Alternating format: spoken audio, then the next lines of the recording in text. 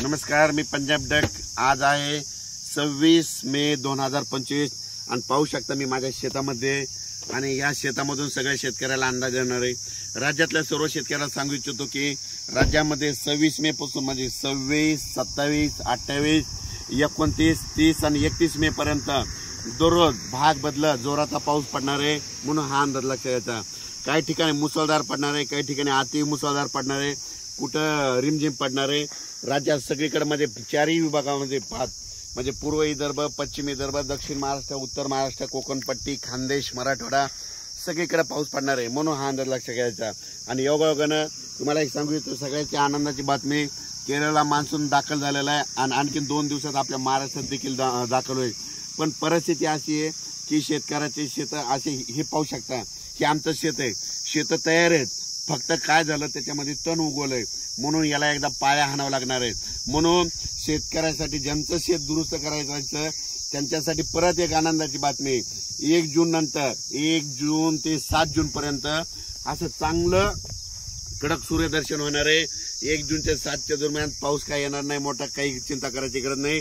त्या 1 जून पासून काय करा, तुम्ही संपूर्ण शेताची कामे आटपून घ्या, कारण की आता जर पेरलं तर संपूर्ण तणच उगवलंय शेताने पाहू शकता की आम्ही रोटावेटर करून ठेवलं होतं पण परत काय झालं हे तण उगवलं, त्याच्यामुळे सगळ्याला ना आता आपल्याला उकर माळून पाळी करून परत पेरणी करावं लागणार आहे। आणि ज्यांचं रान तयार आहे तर तुम्ही पेरू शकता, म्हणजे जमिनीमध्ये ओल खूप आहे, जवळपास आम्ही हातभर ओल गेलेली आहे आणि पाहू शकता।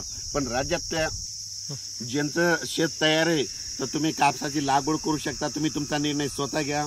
पेरायचं असेल तर पेरा, जमिनीतली ओल तपासा, तुम्ही तुमचं पेरू शकता। पण 1 तारखेनंतर 7 तारखेपर्यंत शेतकऱ्याला मेहनत करण्यासाठी म्हणजे पाऊस थोडा विश्रांती घेणार आहे म्हणून हा अंदाज लक्षात घ्यायचा। मान्सूननं दणदणीत म्हणजे आगमन इतकं जोरात केलंय तर तुम्हाला सांगतो आज देखील म्हणजे आज 26 मेला देखील राज्यामध्ये आपल्या महाराष्ट्रामध्ये ठिकठिकाणी मुसळधार पाऊस पडणार आहे। मुंबईला देखील अतिवृष्टी होणार आहे, नाशिक देखील अतिवृष्टी होणार आहे। त्याच्यानंतर म्हणजे ह्या 31 मे पर्यंत मुंबई, पुणे, नाशिक 2, त्याच्यानंतर बीड जिल्हा, त्याच्यानंतर कडा, आष्टी ह्या भागात देखील मुसळधार पाऊस पडणार आहे म्हणून हे लक्षात घ्यायचं।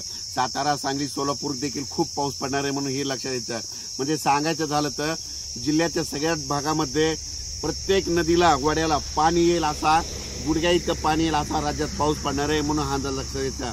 तर आज हे जरी ऊन पडलेलं असलं तरी तुम्ही बघा दुपारी 2:30-3च्या नंतर राज्यामध्ये परत पावसाला सुरुवात होणार आहे। पण हा पाऊस पुन्हा रात्रभर आजूबाजूला पडतच राहणार आहे म्हणून हा अंदाज लक्षात घ्यायचा। पण राज्यातल्या सर्व शेतकऱ्याला सांगू इच्छितो, ज्यांचं शेत दुरुस्त करायचे राहिलेत, ज्यांचा भुईमुग काढायचा राहिला असं बऱ्याच शेतकऱ्याचे मी काल अकोटकडे गेलो होतो, जळगावकडे गेलो होतो तर ते म्हणले हे पाऊस कधी उघडणार, तर त्यांनी विचारलं मी विचारलं कशामुळे, तर ते म्हणले आमचा भुईमुग जवळजवळ 50-50 एकर 20-20 एकर भुईमुग आमच्या जमिनीमध्ये राहिलेला आहे। त्यांना म्हटलं तुम्ही काय करा, 1 तारखेच्या नंतर ऊन पडणार आहे तितक्यामध्ये तुम्ही काढून घ्या। त्याच्यानंतर मूग देखील उन्हाळी लोकांनी केलेलं तशीच राहिले, तुम्ही काय करा 1 तारखेच्या नंतर काढून घ्या।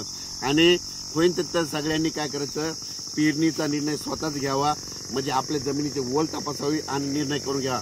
पण राज्यात मात्र आज 26 मे पासून तर 30 मे पर्यंत दररोज भाग बदलत जोराचा पाऊस पडणार आहे। पूर्व विदर्भात जोराचा, पश्चिम विदर्भात जोराचा, मराठवाड्यात देखील जोराचा, पश्चिम महाराष्ट्रात देखील जोराचा, म्हणजे उत्तर महाराष्ट्रात देखील जोराचा। फक्त जास्त मात्र उत्तर आपलं पुणे, नाशिक, मुंबई इकडं मात्र अतिवृष्टी होणार आहे म्हणून हे अंदाज लक्षात घ्यायचा। काही नद्याला पूर देखील येणार आहे म्हणून हे देखील ह्या 4 दिवसाचा सगळ्यांना अंदाज यायचा। जोपर्यंत शेतकऱ्याची पेरणी होत नाही दररोजच एक अंदाज, दररोज एक म्हणजे प्रत्येक दिवशी अंदाज दिला जाईल। धन्यवाद।